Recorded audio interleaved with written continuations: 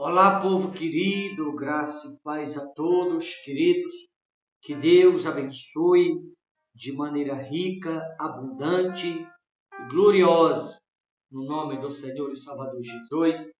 Queridos, eu quero aqui fazer menção da palavra de Deus e queria chamar a sua atenção a esta mensagem, especialmente se você é um daqueles que eu vi alguém já bateu no teu ombro e disse assim: se precisar de mim, pode contar comigo.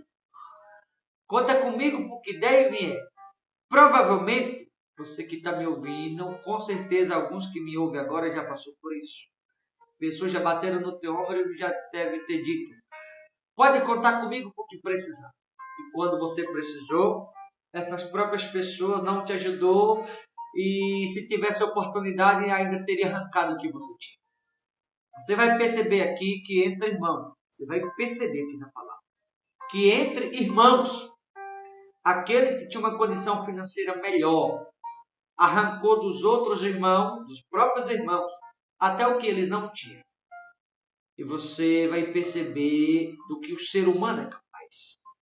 Livro de Neemias, capítulo 5, versículo de número 1 diz assim: Foi grande, porém, o clamor do povo e de suas mulheres contra os judeus, seus irmãos, porque havia os que diziam: somos muitos, nós, nossos filhos e nossas filhas, que se nos dê trigo para que comamos e vivamos. Também houve os que diziam: as nossas terras, as nossas vinhas e as nossas casas hipotecamos ou penhoramos para tomarmos trigo nesta fome. Houve ainda os que diziam: tomamos dinheiro emprestado até para o tributo do rei sobre as nossas terras e as nossas vinhas. No entanto, nós somos da mesma carne como eles, e nossos filhos são tão bons como os deles. E eis que sujeitamos nossos filhos e nossas filhas para serem escravos. Algumas de nossas filhas já estão reduzidas à escravidão. Não está em nosso poder evitá-lo, pois os nossos campos e as nossas vinhas já são de outros. Ouvindo eu, pois o seu clamor e estas palavras, muito me aborreci. Queridos, você percebe aqui, a Bíblia menciona que havia aqui um povo, porém um povo só, alguns que tinham, financeiramente falando, uma qualidade de vida bem melhor, e outros que faziam parte do mesmo povo, a qualidade de vida bem menor que a outra. E aquele que tinha qualidade de vida menor estava passando fome, passando necessidade. Mediante a isso, o que os irmãos deveriam ter feito? Ajudá-lo, aqueles que o precisavam, ou que estavam necessitando. Mas observe que no versículo do capítulo 5, a Bíblia diz, né? Porém, o clamor do povo e de suas mulheres contra os judeus, seus irmãos, entre eles mesmos, uns estavam contra o outro, porque aqueles que mais precisavam, pensavam que aqueles seus irmãos que tinham condição melhor iam ajudar eles que estavam precisando. Mas os que estão precisando, aqueles que podem ajudar, não ajudam. Pelo contrário, o que estão fazendo, está tirando dos próprios irmãos até o que os irmãos não têm, a troco de um prato de comida, está cobrando dos próprios irmãos. O Senhor viu aqui, né? Aonde ele disse aqui que até a casa que eles tinham, no versículo 3 também, houve os que diziam: as nossas terras, as nossas vinhas e as nossas casas hipotecamos para tomarmos trigos à fome. Ou seja, os próprios irmãos penhoraram, né, a casa um do outro. Ou seja, quando a Bíblia diz que foi penhorado, os irmãos estavam tomando o que os outros tinham, e até a morada, a troco de um prato de comida. Quando alguém deve a outro e não paga, a pessoa vai lá, bloqueia os bens do outro na justiça, para que aquela dívida seja paga. Só que aqui se tratava de irmãos, um que muito tinha e outros que não tinha nada. Então o comum era quem tinha ajudar quem não tinha. Mas os irmãos que não têm, até a casinha que tinha, os irmãos que tinham condição, penhorou a casa dos outros para que seus irmãos, que não tinham condição nenhuma, pagassem a dívida que tinha com eles. Você consegue entender o que o ser humano é capaz de fazer por dinheiro? Você consegue entender do que o ser humano é capaz de fazer com o outro simplesmente por causa da usura? Simplesmente por conta do dinheiro? Entre irmãos. É aquele tipo de irmão que bate no ombro e diz assim: conta comigo. Do que precisar, não tem hora. Manda uma mensagem, bate na minha porta, no meu escritório, no meu gabinete, na minha sala. E quando você mais precisa, eles não te respondem a mensagem. Eles te viram as costas, finge não conhecer, mente, diz que não viu a mensagem só para não ajudar. Tem irmãos assim, pode apostar que tem. Aconteceu isso aqui. E Neemias era o governador de Israel na época. Quando isso chegou ao ouvido de Neemias, no versículo 6, a Bíblia diz que ele ficou aborrecido, né? Ele ficou aborrecido com tanta miséria naquele lugar, e os irmãos que podiam ajudar o outro não ajudavam. Penhoravam o que os irmãos tinham, para que os irmãos pudessem receber dos mesmos um prato de comida. O certo era ajudar, não tirar o que os irmãos nem tinham mais. E tem gente que é assim. Tem gente que pode ajudar e não ajuda.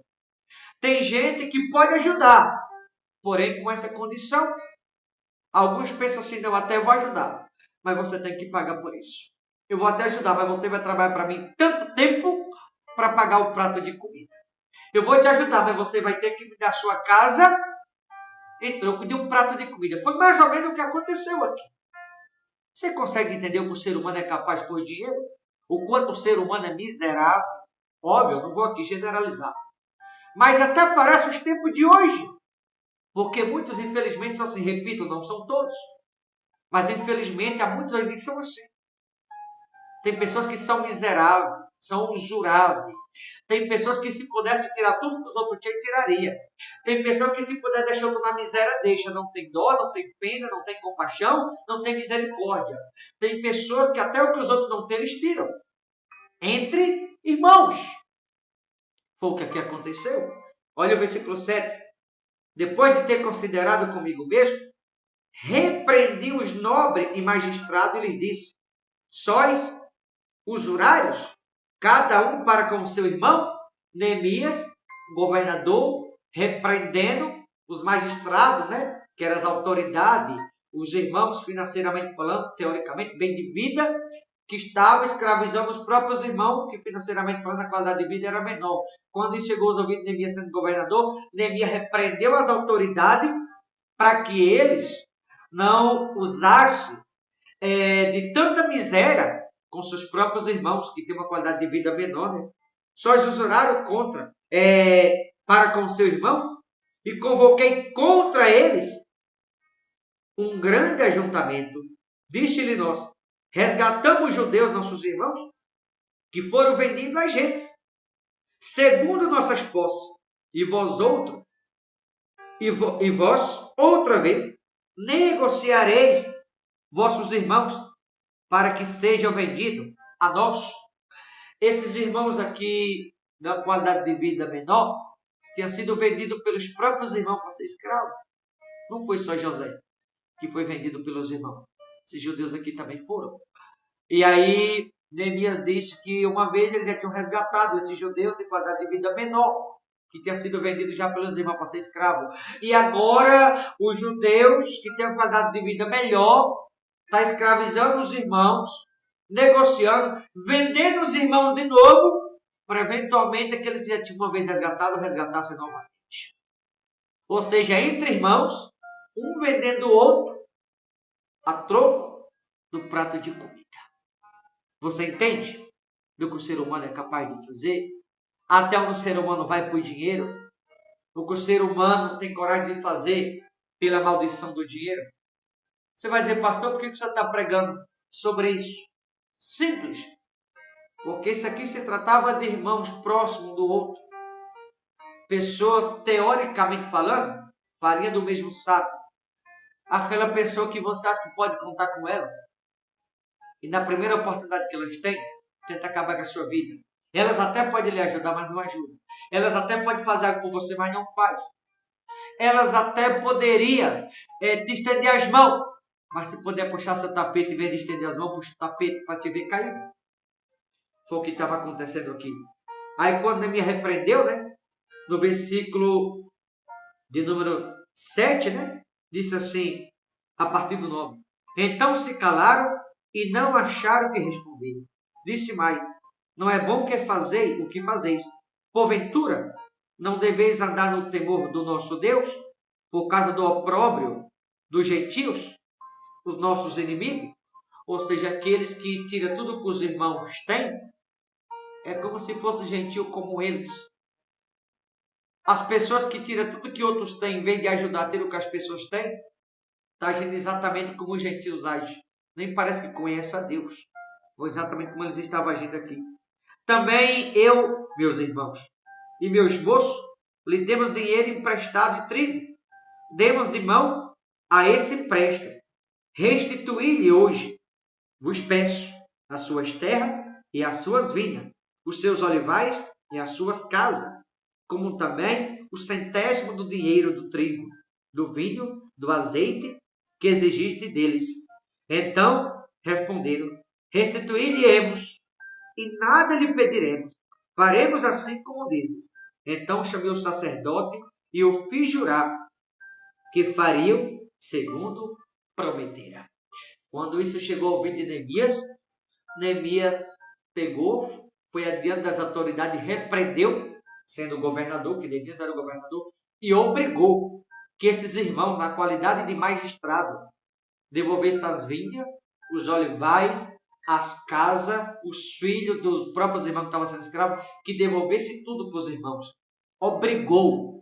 Eles tiveram que devolver tudo que dos irmãos eles tinham tirado. Se alguém já tirou algo seu indevidamente,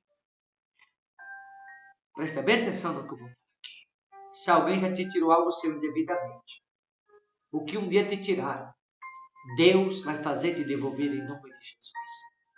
O que te tiraram um dia, Deus vai fazer esses ímpios te devolver. Os gentios que te tirou algo de maneira indevida, Deus vai fazer voltar para tuas mãos.